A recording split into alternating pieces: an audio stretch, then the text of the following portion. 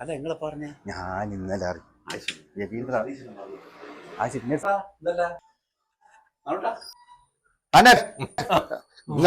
നിങ്ങളത്തേക്ക് പേടിക്കുന്നത് എന്തായിരുന്നു? ക്ഷീണം കൊണ്ടുറങ്ങിപ്പോയതാണ്.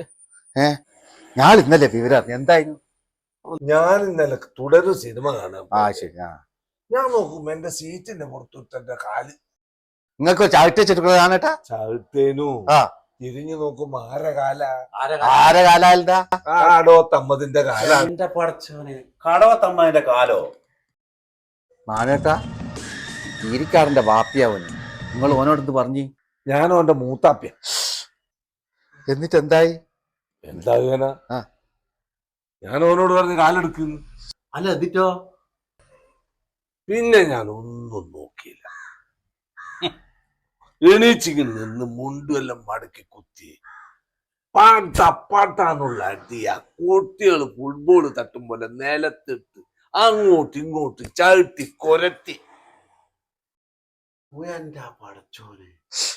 അല്ല നാണേട്ടാ, 10-50 ആളെ അടിച്ചിടുന്ന കടവത്തമ്മ നിങ്ങൾ അടിച്ച് നിലത്തിട്ട് ചവിട്ടിയോ? കോട്ടിക്കൈ ആ പിടിക്കല്ല.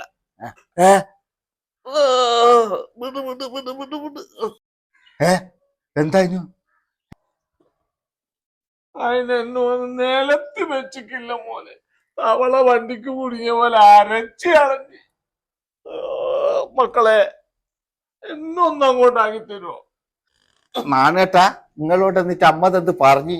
ഓൻ പറയാ 36 കൊല്ലാടാ ഞാൻ ഗുണ്ടാപ്പണി തുടങ്ങിയിട്ട്. അതല്ല എന്നിട്ട് നിങ്ങൾ എന്ത് പറഞ്ഞു? ഞാൻ പറഞ്ഞു നാടും കാടിറങ്ങി. എന്നാ നമുക്ക് കാടിറങ്ങട്ടെ, നമുക്ക് പുരക്ക് പോവാം. എന്റെ അമ്മതേ തുടരും.